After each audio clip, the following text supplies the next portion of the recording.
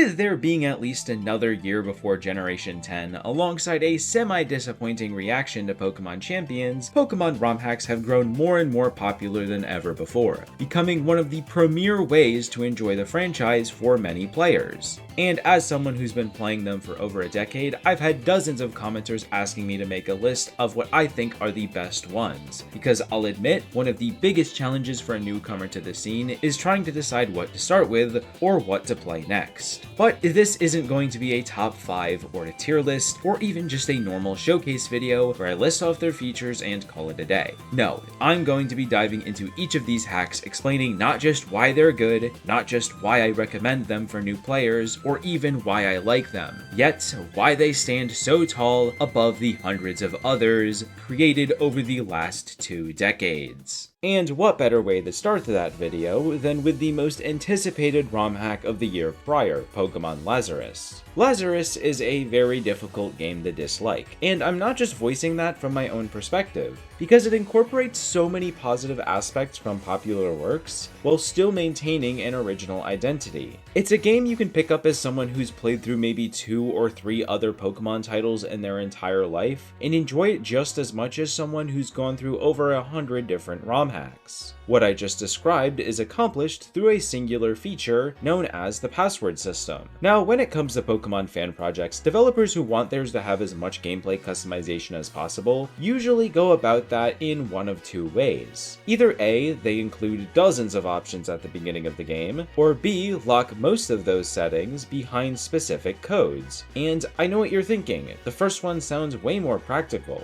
right? Why wouldn't I want everything I desire to modify shoved right in my face? But in my opinion, I think that doing something like that can quickly overwhelm someone unfamiliar with the more competitive and hardcore side of Pokemon, which will sound ironic when I later in the video praise another hack that does exactly that. Choosing to utilize the password system, on the other hand, prevents any disturbances during your hack's desired introductory segment, and then once you finally mention passwords, I'm sure any dedicated ROM hack players will know exactly what to begin looking for. From the title screen, it takes you less than 3 minutes to name your character, get to the lab, pick your starter, and be on your way, ready to explore the vast and beautiful Greece-inspired region of Ilios, littered with Pokemon from up to the latest generation. Or you can take some extra time at the computer screen, gathering extra Pokemon, items, or anything else that might help you navigate the hack's optional hard mode, alongside whatever self-inflicted challenge you're planning to endure. No matter how much time you spent with the franchise, Lazarus is one of the best experiences you can have with the Pokemon IP. The only thing the hack really fails to deliver, in my opinion, is a story that goes deeper than what other mainline titles have previously provided.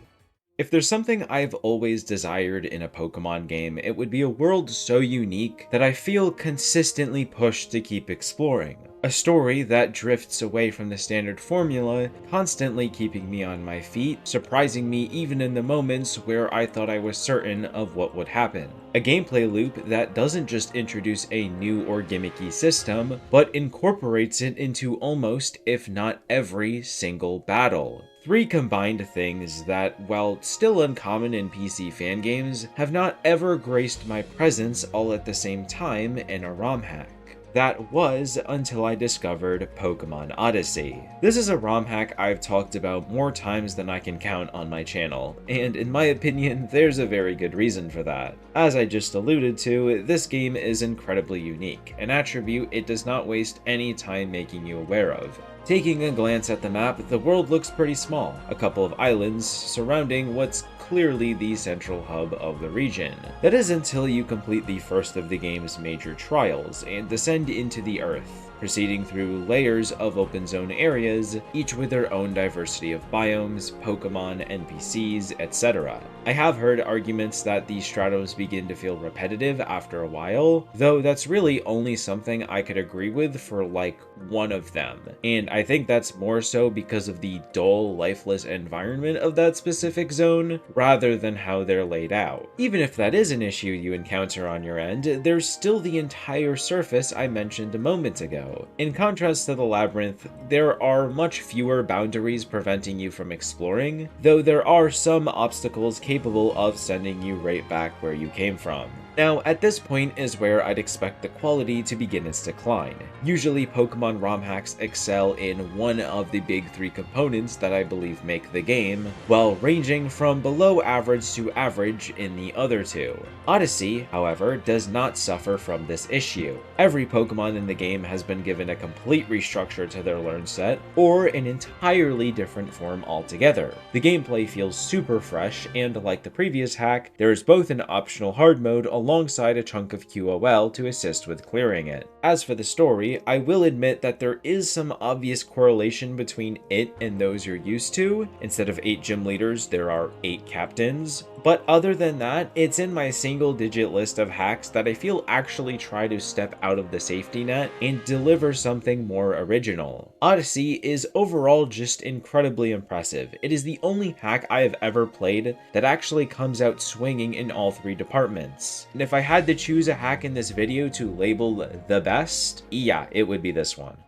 I don't know what it is, but I've almost always had a hard time enjoying open world Pokemon. Maybe it's the lack of a more streamlined experience I look for in these types of games, combined with the often lack of a story, sometimes leaving the entire thing feeling like a boss rush. There is, however, one exception, ROWE, which I'll be abbreviating as ROW. And for the longest time, I couldn't exactly figure out what made this hack so special. I mean, it doesn't exactly lack the common denominators of the other open world projects. But before anything else, why is this hack so good? What separates it from every other Hoenn hack, and why does it belong in this video? Once you make it past the dozens of customization options I'll circle back to shortly, is where you're greeted with the most notable piece of physical content, the inclusion of the Sevi Islands, harboring Johto's 8 gym leaders for an extra 8 badges to collect. And these islands function much differently from Hoenn in how you'll traverse them. While the main region can be almost entirely explored from the start, the hack only gives you one island ticket, forcing you to progress through them to obtain more. And on the topic of Hoenn, it is a lot more entertaining to navigate with the existence of the season system, alongside some physical map changes. Now back to the game settings I sped through a minute ago. Yeah, there's a lot of them, and I think going through each one, or even just half of them in depth,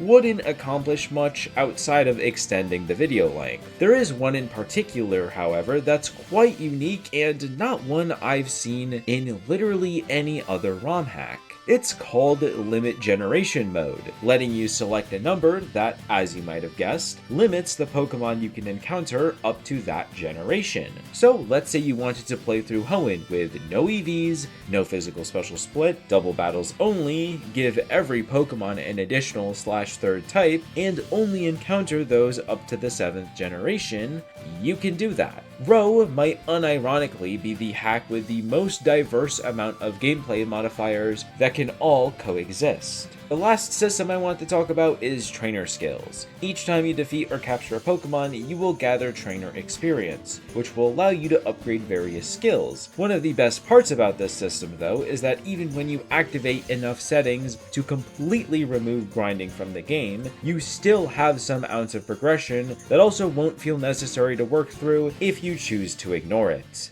Coming out of this video, there's a good chance you've played most, if not all the hacks I've spent the last 15 minutes showcasing. And to be honest, that's actually pretty rare, as my usual content dives into a lot more niche and less commonly known, yet still very enjoyable Pokemon fan projects. So I highly suggest subscribing to my channel for bi-weekly videos on either the best Pokemon fan games or ROM hacks released in the last 30 days, or whatever exciting projects I think would be fun to bring to your attention. Now, this is probably going to be my most criticized entry here, not just because it's a difficulty hack, but because I believe it's the best difficulty hack. Better than Radical Red, better than Emerald Imperium, better than all of those super hard YouTuber targeted Kaizo hacks. Renegade Platinum, in my opinion, reigns supreme over every currently existing ROM hack designed with the intent of improving the base game without major changes to the story or region.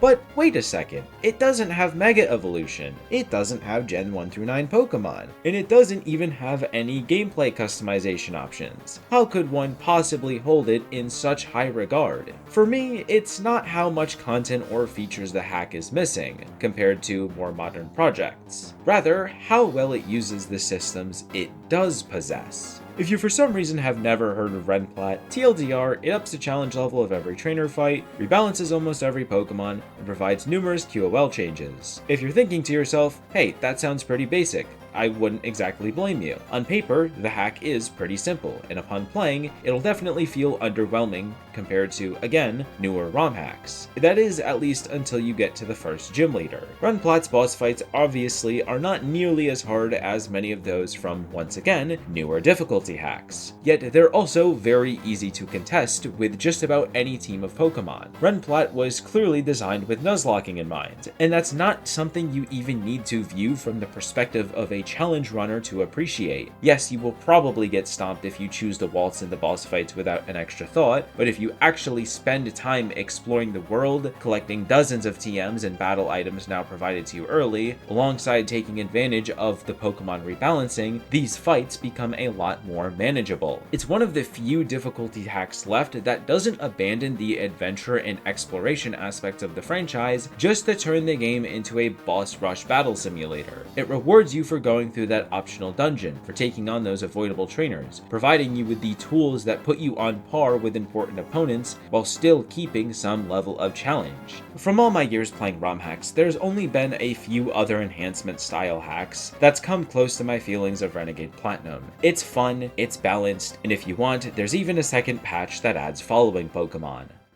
I didn't want to overload this video with like 10 different ROM hacks because I feel doing so would lessen the importance I'm trying to convey about the 5 already here. Despite that, there are a few others I think should be mentioned as really good, just not nearly as impactful. The first one is Heart and Soul. I have pretty identical opinions of this hack as I do Row, since it has a lot of customization, graphical enhancements that don't kill the GBA charm, and no story changes, making it probably, actually, no, scratch that, definitely the best way to experience a classic Johto adventure. There is a lot to this hack, yet again, I feel like I'll just be repeating a lot of what I said during the Row segment. So I'll leave a link to my dedicated video of the hack in the description below. Next is Pokemon Glazed. Yes, the 2012 ROM hack Glazed, although it has received updates as recent as 2022. Glazed has a similar charms to projects like Pokemon Gaia. It is incredibly simple, yet maintains a good level of balance to where you won't really need any customization or modern QOL to enjoy. But unlike many of the more basic ROM hacks, Glazed has an extremely vibrant world, harboring probably one of the most diverse and uniquely designed regions in a Pokemon ROM hack.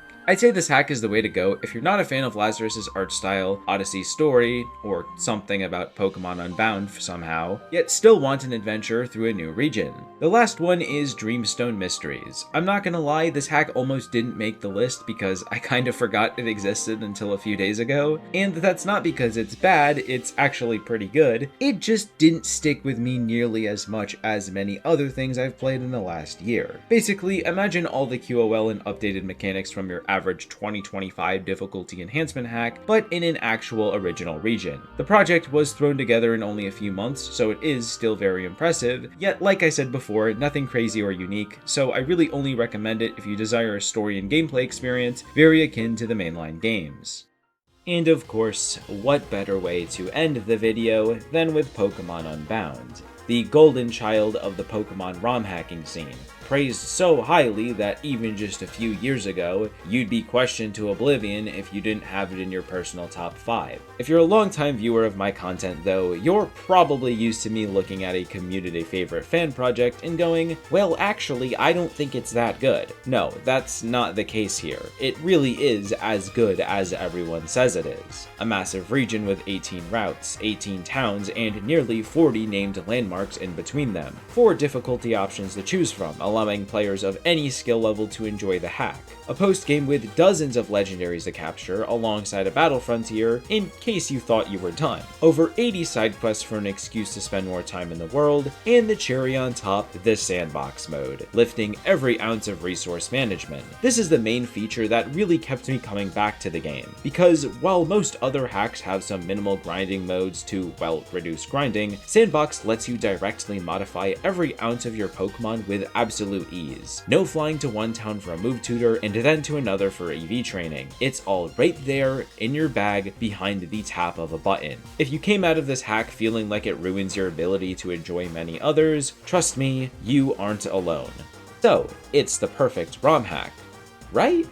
I think Unbound is great, and I don't think there's a world where it doesn't belong in this video. Still, I feel there are a lot of people, including myself at times, who are so blindsided by how good certain aspects of the hack are, and how advanced it was for the time, to notice its flaws. Mainly, the story. I don't think the plot is bad, it just doesn't really live up to the standards of everything else in the game, which I don't think is disappointing solely because I didn't enjoy it, rather that there was clearly a lot of effort put in to have dozens of cutscenes, only for them to feel like a chore to sit through due to the quality of the writing. Like, I think even the random NPC dialogue was more entertaining to read than the main story. I know a lot of people don't care about story, and that's fine. Yet within this seemingly new era of ROM hacking, where developers are starting to care more and more about writing a good story, it feels like necessary criticism or even a warning to share with newcomers to the scene. Either way, other than a compelling narrative and Generation 9 Pokemon, it's a hack that'll offer you probably just about everything you could want in a game that uses solely canon Pokemon. I can only imagine how many comments there'll be saying that I missed a hack, or that X hack should be here instead of Y hack. But I'm really confident that this is the best list of Pokemon ROM hacks for those who haven't played very many, haven't played them in a while, or just haven't played any at all. 2 that offer new regions to explore with their own visual and gameplay identities, 2 more which take place in existing regions with very contrasting yet inviting lists of enhancements, 1 that excels in story, gameplay, and visuals while also providing a one-of-a-kind Pokemon experience, and 3 more if none of those appeal to you. So I hope you enjoyed the video, and be sure to subscribe to never miss out on any upcoming Pokemon fan games or ROM hacks. Thank you to my channel members for their continued support, and have a nice rest of your day.